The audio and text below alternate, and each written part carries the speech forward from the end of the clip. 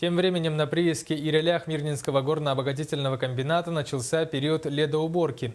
Предприятие готовится к очередному промывочному сезону, стараясь начать его как можно раньше, рассказывает наша коллега Тамара Бессмертная.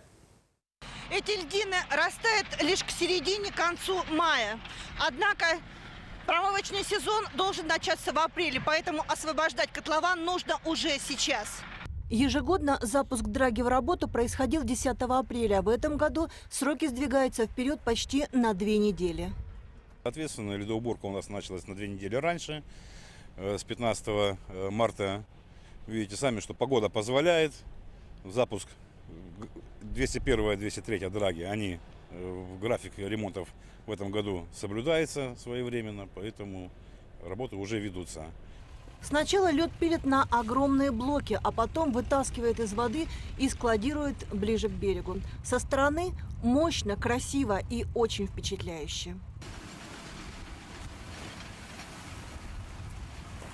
Утвержденные компанией объемы по 201 драге 520 тысяч кубов, по 202 650, по 203 600 тысяч. Поэтому, чтобы войти в качественные показатели не только по товарной, но и по основной продукции, необходимо выполнить планы по обработке.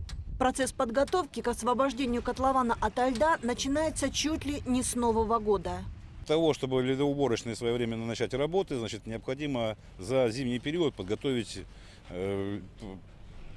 площадь для ледоуборки. Соответственно, это наморозить лед определенной толщины, чтобы он выдержал технику, бульдозерную малую технику. Соответственно, где-то уже с декабря месяца мы начинаем снежный покров снимать, чтобы делать искусственную наморозку льда.